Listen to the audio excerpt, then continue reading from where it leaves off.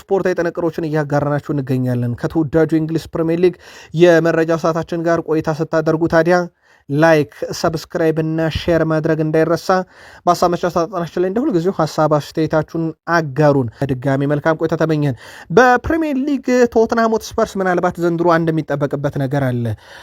ለዋንጫ መፎካከር የሚችል አይነት ቡድን ሮቤርቶ ዲዘርቢ እየሰሩ ነው በሚል ከዚህ ጋር በተያያዘ ታዲያም በቶትንሃም ደጋፊነቱ ይታወቃል ቶም ሆላንድ ኦስካር ከምሸለም ቶትናም ሆትስፐርስ ዋንጫ ሲበላ ባይ እመርጣለሁ ብሏል። ኦስካር የግል ክብር ነው፣ ማንም ማሸነፍ ይሻ ይሆናል፣ ነገር ግን ለእኔ ህልም አሁን ቶትናም ዋንጫ ሲበላ ማየት ነው ብሏል። በሮቤርቶ ዲዘርቢ እምነት እንዳለው ጠቅሷል።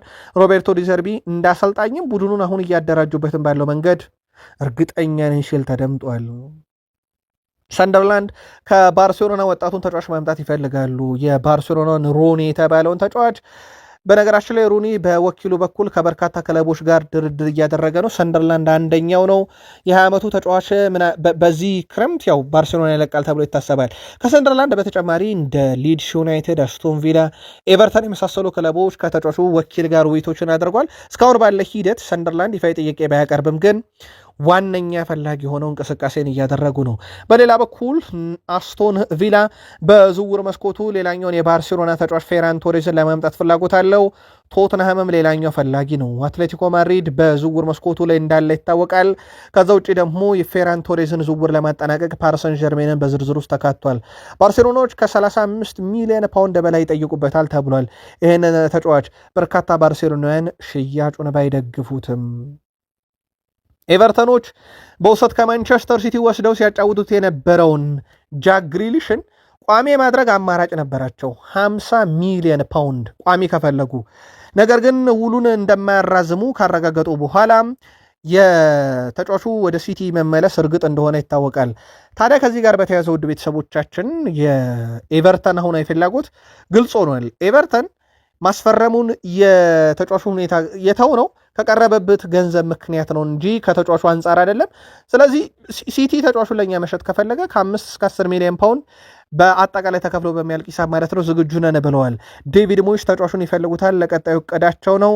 ነገር ግን እስካሁን ይፋዊ ጥያቄ ያላቀረቡት የሲቲ 50 ሚሊዮን ፓውንድ ችግር ነው። 30 ዓመት ሆኖ ተጫዋቹ ሲቲ ከዚህ በኋላ ቋሚ ኮንትራት ወይም ኮንትራት የማራዘም ሂደት ውስጥ ይገባል ተብሎ አይታሰብም እና ሲቲ 50 ሚሊዮን ፓውንድ ለለጠፈበት ጃክ ግሪሊሽ ከ5 እስከ 10 ሚሊዮን ፓውንድ ከኤቨርተን ይቀበላል ወይ የሚለው ግን ከተቀበለ በጣም አነጋጋሪው ዝውውር ሊሆን ይችላል። ቼልሲ በግብ ጠባቂነት ቅድሚያ የሰጠው ለፖርቶ ግብ ጠባቂ ዲዬጎ ኮስታ ነው። ቁጥር 1 ኢላማቸው መሆኑን ትራንስፈር ኒውስ አስነብበዋል። ሰማዮቹ በግብ ጠባቂ ደረጃ ባለፉት ጥቂት ዓመታት ውስጥ በጣም ሲቸገሩ ነበረ። በነገራችን ላይ ሲቲ አንዱ አልረጋጋ ያለው ክፍሉ የመከላከል ክፍሉ ነው። ልክ የአሰልጣኝ መንበራቸው ለአንድ ሰው እንደማይጸናላቸው ሁሉ ማለት ነው። ከዚህ ጋር በተያያዘ በርካታ አማራጮችን አይተዋል። አምና የኤስ ሚላኑን ማይክ ሚን ለማምጣት በግል ተስማምተው ከኤስ ሚላን ጋር በሂሳብ አልተስማሙም። አሁን ደግሞ ዲያጎ ኮስታን ሁኔታ በጥብቅ እየተከታተሉ ይገኛሉ። በትልቁ ችግር ይሆናል የተባለው በፖርቶ በኩል ለዚህ ግብ ጠባቂ 60 ሚሊዮን ዩሮ እንፈልጋለን፣ የውል ማፍረሻውም ያ ነው ክፈሉ የሚል ነው። በቼልሲ በኩል ግን ያንን ያክል ገንዘብ የመክፈል ምንም አይነት ፍላጎት የላቸውም። ቼልሲዎች ለድርድር ክፍት ናቸው ተብሏል። በተጫዋቹ ቅርብ ሰዎች በኩልም መረጃዎችን እያሰባሰቡ ነው ይላል የትራንስፈር ኒውስ ዘገባ። ቼልሲ ሌላ እያያቸው ካለ ተጫዋቾች ውስጥ አንዱ አዳም ዋርተን ነው። የአማካይ ክፍሉ ላይ አንድሬ ሳንቶስን ለማንቸስተር ዩናይትድ የሸጠው በቀጣይነት ደግሞ እንደ ኤንዞ ፈርናንዴዝ ያለን ተጫዋች ያጣል ተብሎ የሚታሰበው ቼልሲ የአማካይ ክፍሉን ለማጠናከር ወደ ገበያው ወጥቷል። አዳም ዋርተን በዝርዝራቸው ውስጥ ተካቷል። ሊቨርፑል፣ ዩናይትድ፣ ቶትንሃምን ጨምሮ በርከት ያሉ ክለቦች የተጫዋቹ ፈላጊ ሲሆኑ ማንቸስተር ሲቲ የእኛም ተጫዋች ልክ እንደ ኤሊዮት አንደርሰን ሁሉ 116 ሚሊዮን ፓውንድ የሚገባው ነው እያሉ ይገኛሉ።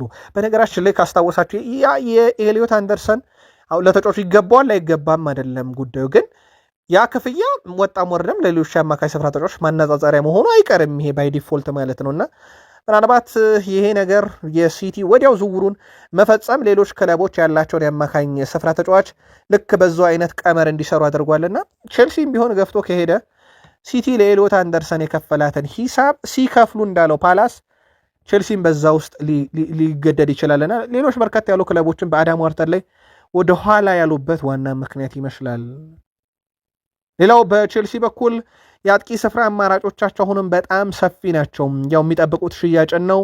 በኤል ጁኒየር ክሩፒ በኩል ቶትናም ዋነኛ ፈላጊ ነው። ቼልሲም በዝርዝር ውስጥ አካቶታል። ከዛ ውጭ በርንማውስ 100 ሚሊዮን ፓውንድ እስከከፈላችሁኝ ድረስ እንለቀዋለን ብሏል። ከዛ ውጭ ግን በነገራችን ላይ በቶትናም በኩል በበርንማውዝ በኩል በቀጥታ የመሸጥ በዚህ ክረምት ፍላጎት የላቸውም። ነገሩ ግን ገፍቶ ከመጣና ተጫዋቹ ወደ ታላላቅ የፕሪሚየር ሊግ ክለቦች መሄድ አለብኝ ብሎ ካስገደደ 100 ሚሊዮን ፓውንድ ይፈልጋሉ። ከዛ ውጭ ከቼልሲ የሚለቁ ተጫዋቾች በዛው ልክ አሉ። በነገራችን ለአብነት ያክል ተከላካዩ ማማዱ ሳር በኮሞ አሁን በጠብቅ የሚፈለገው ተጫዋች እንደሆነ ይታወቃል። የ20 ዓመቱ ተከላካይ በእህት ክለብ ስትራስቡርግ አሳልፎ እንደነበረ አይረሳም ማማዱ ሳር። ከዛ በኋላ በጠር ነበር ወደ ቼልሲ የተመለሰው። አሁን ላይ ግን ተጫዋቹ ሊለቅ የሚችልበት በጣም ሰፊ እድል አለ። በኮሞ በኩል ለድርድር ክፍት ናቸው። ተጫዋቹ የመጫወቻ ደቂቃ ዋስትና እስከተሰጠው ድረስ ክለቡ ሊለቅ ይችላል። ሁጎ ኤኬቴኬ በሊቨርፑል በኩል በጉዳት ምክንያት በዓለም ዋንጫ ላይ ያልተመለከትነው ተጫዋች እንደሆነ ይታወቃል። ከዚህ ጋር በተያያዘ ተጫዋቹ ምልከታውን ያጋራል። በነገራችን ላይ በዓለም ዋንጫ ብሔራዊ ቡድን ውስጥ ቢካፈል ኖሮ ያው ፈረንሳይ እስካሁን አለችና የቡድኑ አካል ሆኖ ይቀጥል ነበረ። ኤኬቴኬ በጉዳት ምክንያት በዓለም ዋንጫ ስላለመሳተፉም እዚህ በብሔራዊ ቡድን በሆን ደስ ይለኝ ነበር፣ ግን ህይወት እንዲህ ናት። እኔ አሁን ባለሁበት ቦታ ነው የምገኘው። በህይወቴ ውስጥ አንዳንድ ጊዜ እንዲህ አይነት ፈተናዎችን መቋቋም አለብኝ ብሏል። የኔ ፈተና ነው፣ እናም ተቀብዬዋለሁ። በሚቀጥለው የውድድር ዓመት በክለብም በሊቨርፑል ደረጃ በፈረንሳይ በብሔራዊ ቡድን ደረጃ በጣም የተሻለው ሰው ሆኜ ለመምጣት ግን እየሰራው ነው ብሏል። በሊቨርፑል በኩል ያው ተጫዋቹን በሲዝኑ መጀመሪያ ላይ እንደማያገኙት ይታወቃል። እንደውም አንዱ ሊቨርፑል ወደ ገበያ ወጥቶ አጥቂ ጋር ስሙ በስፋትም እየተያዘ ያለበት ዋና ምክንያት ኤኬቴኬ በቶሎ አለመመለሱ ነው። ግን የወቅታዊ የኢሳክ ብቃት ተመልሷል ማለት ይቻላል። ምናልባት በብሔራዊ ቡድን ደረጃ ዓለም ዋንጫ ላይ ያያችሁ ሊቨርፑላን ይሄን ልነግሩን ትችላላችሁ። በአሲስት በግብ ተመልሷል። ያ የምናውቀው ኢሳክ አይነት ፕሮፋይል አይተንበታል በስዊድን ብሔራዊ ቡድን። ምናልባት በኢሳክ ብቻ በሻርፕ ናይንነቱ መጠበቅስ አይቻልም ወይ ሁጎ ኤኬቴኬን የሚለውን አጋሩም። አሌክሲስ ማካሊስተር በአርጀንቲና ብሔራዊ ቡድን ላይ በጣም ድንቁ ሰው ሆኖ ተመልክተኗል። ያ ሊቨርፑላን ሲተቹት የነበረው የአርኔ ስሎቱ ማካሊስተር አሁን በጣም ተቀይሯል። በሊዮኔል ስካሎኒ አርጀንቲና ስር ዋናው ነገር ሁሌ ማሸነፍ ነው። ልክ እንደ ማንኛውም የእግር ኳስ ቡድን ሁሉ እኛም ልናሻሸላቸው የምንችላቸው ነገሮች አሉ። ስለ ብቃት የምናወራ ከሆነ ምናልባት ከዚህ ቡድን የበለጠ ውጤታማ ቡድን ማግኘት ይቸግረናል እያለ ይገኛል። በብሔራዊ ቡድን ደረጃ በጣም ድንቅ ጊዜን የሚያሳለፈ የሚገኘው አሌክሲስ ማካሊስተር በቀጣይም ያው በሊቨርፑል በዋናው የአማካይ ስፍራ ላይ ይቀጥላል ተብሎ ይታሰባል። ምናልባት ወደ ሪያል ማድሪድ ካላመራ። በነገራችን ላይ በዓለም ዋንጫ 12 የጥሎ ማለፍ ጨዋታን በማድረግ 12ቱንም ድል ያደረገ የመጀመሪያ ሊቨርፑል ተጫዋች ሆኗል። ከዚህ በፊት ሁለት ተጫዋቾች በ12 የዓለም ዋንጫ የጥሎ ማለፍ ጨዋታ ላይ 12 ጨዋታ ያለመሸነፍ ጉዞ ነበራቸው። የአሌክሲስ ማካሊስተርን ከሊቨርፑልያን ታሪካዊ ተጫዋች ለየት የሚያደርገው በ12ቱም ጨዋታ በድል ነው የተጓዘው። ደግሞ ሚናው ደግሞ በጣምም ከፍ ያለ ነው። በዩናይትድ እንደሚፈለግና ቅርብ ሰዎቹን ያነጋገሩለት የወልቭሱ ጎሜስ በሊቨርፑልም እንደሚፈለግ ይታወቃል። ስለዚህ በዩናይትድ እና በሊቨርፑል መካከል ነው ጨዋታው ያለው። በዚህ ተጫዋች ግን ምናልባት ለሊቨርፑል ሊቀርብ የሚችልበት በጣም ሰፊ እድል አለ። የሊቨርፑል ታማኝ የዜና ምንጮች በተጫዋቹ በኩል አንድ ቃለ መጠይቁን ይዘው መጥተዋል። ፍላሚንጎ ሲጫወት በነበረ ሰዓት በፈረንጆች አቆጣጠር በ2022 ነው። ውድ ቤተሰቦቻችን ፍላሚንጎ በነበረ ሰዓት በትልቅ ክለብ ደረጃ የሊቨርፑል ደጋፊ ቢጫወት በሊቨርፑል ደስ እንደሚለው ተናግሮ ነበረ። ሊቨርፑል የኔ የህልም ክለብ ነው፣ በዛ ብጫወት በጣም ደስ ይለኛል፣ በሊቨርፑል ታሪክ ውስጥም ስሜን ማስፈር ፈልጋለሁ ብሎ ነበር። ምናልባት ሊቨርፑልና ዩናይትድ ናቸው አሁን በዝውውር ውስጥ ስማቸው የተነሳውና ገፍቶ ከሄደ ሊቨርፑል ተጫዋቹን ሊያገኝ የሚችልበት እድል ያለ ይመስላል። ማንቸስተር ዩናይትድ በክረምት ይሸጣቸዋል ተብሎ ሲጠበቁ ከነበሩ ተጫዋቾች አንዱ ሜሰን ማውንት ነው። ለሽያጩ ምክንያት ደግሞ በወሳኝ ሰዓት አይገኝም የሚለው ጉዳይ እንደሆነ ይታወቃል። ከዚህ ጋር በተያያዘ በማንቸስተር ዩናይትድ ምናልባት ለገበያ ቀርብ ነበር ተብሎ በጉዳቱ ምክንያት የታሰበው ሜሰን ማውንት ክለቡን ላይለቅ የሚችልበት በጣም ሰፊ እድል አለ። በርከት ያሉ የዜና ምንጮችም ያንን ይዘው እየወጡ ነው። በተለይም ደግሞ በማንቸስተር ዩናይትድ ቤት በተጫዋቹ ከጉዳት ነፃ ሆኖ ባደረጋቸው የመጨረሻው ጨዋታ ላይ ማይክል ካሪክ በተጫዋቹ ደስተኛ ናቸው ተብሏል። ማይክል ካሪክ ፍጥነቱንና ሁለገብነቱን ከሚያደንቁት ተጫዋች አንዱ ሆኗል። ማንቸስተር ዩናይትድ አሁን ላይ የመሃል ሜዳ ክፍሉ በጉዳት ሳስቷል። ኡጋርቴ በሽያጭና ተጫዋቾችን በመልቀቅ ሳስቷል። እንደዚሁ በማንቸስተር ዩናይትድ በኩል ካዜሜሮ ክለቡ እንደለቀቀም ይታወቃል። በማንቸስተር ዩናይትድ በኩል አሁን ብቁ ናቸው የሚባሉ የአማካይ ስፍራ ተጫዋቾች ሁለት ናቸው። ኮቢ ሜኖ እና እንደዚሁም ደግሞ ብሩኖ ፈርናንዴዝ።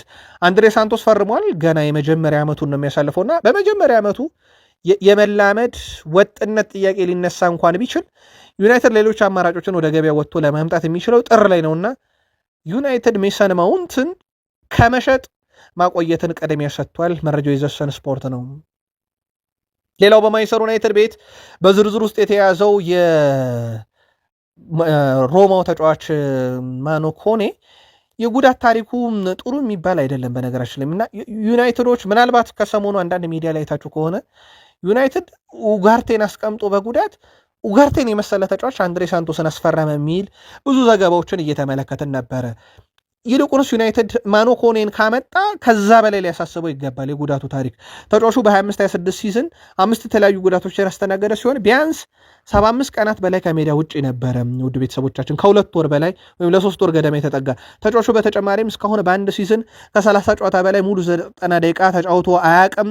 ማኖ ኮኔ በተጫወተባቸው ባለፉት 5 ዓመታት 364 ቀናት በሃምስትሪንግና የጡንቻ ጉዳት ሳቢያ ያለ ጨዋታን አሳልፈዋልና የተጫዋቾች የጉዳት ታሪክ አንዳንዴ በጣም አሳሳቢ ነውና ዩናይትድን አንዱ ከሰጉት ነገር የማኖ ኮኔ የጉዳቱም ታሪክ ነው። በዩናይትድ ዝርዝር ውስጥ እንዳለ ይታወቃል። ዲያጎ ሊዮን ወደ ማንቸስተር ዩናይትድ ተመልሷል። በግሉ ልምምዶችን ማድረግ ጀምሯል። ለማንቸስተር ዩናይትድ ጨዋታ አላረገም፣ በውሰት ተሰጥቶ ነበረ በኤኖስ ግሩፕ ስር። አሁን ግን ተመልሷል ወደ ማንቸስተር ዩናይትድ። በቀጣይ ውድድር ዓመትም በዋናው ቡድን ይጫወታል ተብሎ አይታሰብም። ምናልባት ሌላ የውሰት ጊዜ ሊጠበቀው ይችላል። ሌላኛው ማንቸስተር ዩናይትድ ኮሎምቢያን አማካኝ ክርስቲያን አሮዞኮን ዝውውር ለማጠናቀቅ በጣም ጠንካራ ስራዎችን እየሰራ ይገኛል። ኦሎሞስ ከጫፍ ደርሷል።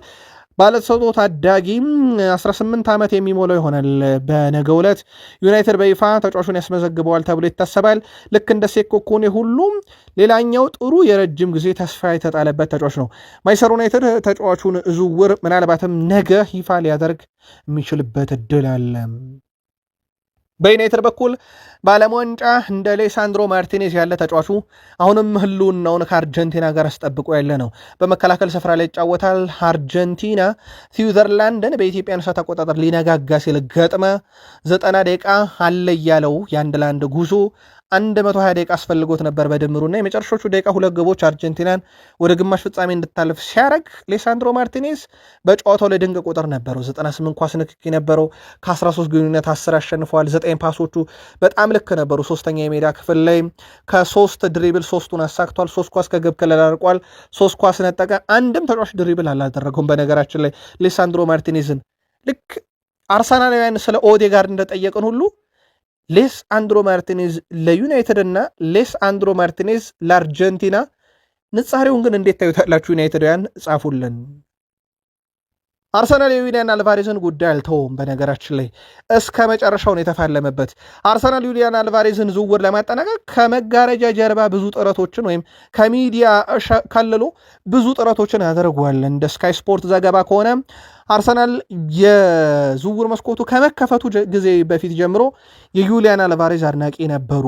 አርሰናል የዩሊያን አልቫሬዝን ስምምነት ለማጠናቀቅ በርካታ ጥረቶችን ሲያደርግ በአርሰናል በኩል 90 ሚሊዮን ፓውንድ እስከ 100 ሚሊዮን ፓውንድ ነበረ ድርድር ሲያደርጉ የነበረው ከአትሌቲኮ ማድሪድ ጋር።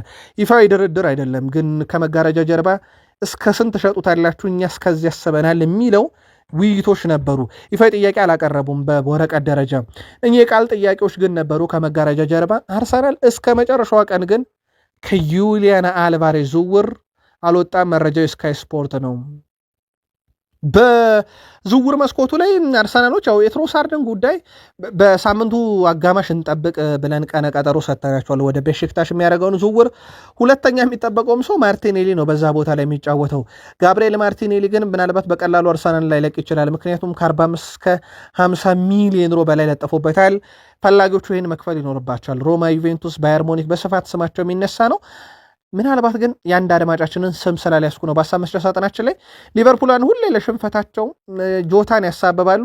አርሰናል ለሽንፈቱ ምናልባት ትሮሳርድና የማርቲኔሊን ሽያጭ ሲያጠናቀቅ በተለይም የትሮሳርድን ሽያጭ ካጠናቀቀ በኋላ ሰበብ እንዳይሆን እያለን ነበረ። ምናልባት የትሮሳርድ በጣም እየቀረበ ኦልሞስት አርሰናል ስለተስማማ በጣም የቀረበውና በሰበር ሁላ የማይነገረው አይነት ዝውውር ነው ከተጠናቀቀ። የማርቲኔሊ ደግሞ በሰበር ሊነገር የሚችል ገና ድርድር ያልተጀመረበት ነው። የአርሰናል ደጋፊዎች ግን ምልከታችሁን በሁለቱ ዝውውር ዙሪያ ብታጋሩን ደስ ይለናል። ሌላው አርሰናል አምና በችግር ምክንያት ገዝቶት አሁን ግን አስፈላጊነቱ አልታየንም ብለው ሊለቁ ለገበያ ያቀረቡት ኖርጋርድ ይጠቀሳል። ኖርጋርድ ከብሬንትፎርድ ነበረ በክረምት ላይ አምና ያመጡት። አሁን በርከት ያሉ የዩናይትድ አረብ ኤምሬትስ ቡድኖች ተጫዋቹን የግላቸው የማድረግ ፍላጎት እንዳላቸው እንዲሁ እየተዘገበ ይገኛል። በሌላ በኩል የአርሰናል ተጫዋቾች በዓለም ዋንጫውም ላይ በጣም ድንቅ ጊዜን እያሳለፉ ይገኛሉ። ማርቲን ኦዴጋርድ ምንም እንኳን ሀገሩ ከዓለም ዋንጫ በተሰናበትም 4 አሲስቶችን አበርክቷል። በኦስማን ዴምቤሌ ብቻ ይበለጣል። ቡካዮ ሳካ 3፣ ዴኒስ ቤርካም 3 በአርሰናል ታሪክ በርካታ አሲስቶችን በማድረግ ይከተሉታል። ሳካ ምናልባት ህልውናው በዓለም ዋንጫ ከእንግሊዝ ብሔራዊ ቡድን ጋር ስላለ ካሳካው ምናየው ይሆናል። ሳካን ግን ጥቂት እንጥቀሰው። በኖርዌይ ጨዋታ ላይ 43 ጊዜ ኳስ ነካ፣ አንድ ትልቅ የግብ ዕድል ፈጠረ፣ 2 ቁልፍ ኳስ አቀበለ፣ 2 ኢላማውን የጠበቀ ሙከራ አረገ፣ ከ4 ድሪብል 2ቱን አሳካ፣ ከ19 ቅብብል 15ቱ ትክክል ነበረ፣ 100% ረጅም ኳሱ ተሳክቶለታል፣ 2 ክሮሶችን አድርጓል። ተቀይሮ የገባው ኑኖ ማድዌኬ በቦታው ቋሚ ነበር። እርግጥ የማዱኬን ብቃት ብዙ ጥያቄ ሲያስነሳ እንደነበር ይታወቃል። አርሰናል በዓለም ዋንጫ ላይ 15 ኮከቦቹን ልኮ ነበረ። ከ15ቱ ኮከብ በዓለም ዋንጫ እስካሁን 8ቱ አሉ። የተሰናበቱበት 7 ነው። ከተሰናበቱበት የሰነበቱት ይበልጣሉ። ያርሰናል በአንድ ብሔራዊ ቡድን ያሉትን በርካታ ያሉ ናቸው። ለአብነት ያክል በእንግሊዝ ዴክላን ራይስ፣ ቡካዮ ሳካ፣ ኤብሬቼ ኤዝን፣ ኒኖ ማድዌኬ ይጠቀሳል። ስፔን ውስጥ ብንኖር 3 አላቸው አርሰናል፣ ሚኬል ሜሪኖ፣ ዳቪድ ራያ፣ ማርቲን ዙቤሜንዲ። በፈረንሳይ ዊሊያም ሳሊባ አለ። በአርጀንቲና ብቻ ነው አርሰናል ተወካይ የሌለው። ስለዚህ አርሰናል ቢያንስ ፍጻሜ የሚደርስ አንድ ተጫዋች ሊኖረው ይችላል በዓለም ዋንጫ ላይ። ምክንያቱም ስፔን ከፈረንሳይ ጨዋታ ያደርጋሉና አርሰናል ቢያንስ በአንድ ተጫዋች ፍጻሜ ላይ ሊወከል ይችላል፣ ወይ በዊሊያም ሳሊባ ወይ ሚኬል ሜሪኖ፣ ዳቪድ ራያ ወይ በማርቲን ዙቤሜንዲና ቢያንስ አርሰናል በፍጻሜ አንድ ተጫዋች ግን እንደሚያሳትፍ 100% የተረጋገጠ ነው። ጥቂት ቆይታ እንመለስ። ላይክ ሳታደርጉን ግን እንዳትወጡ።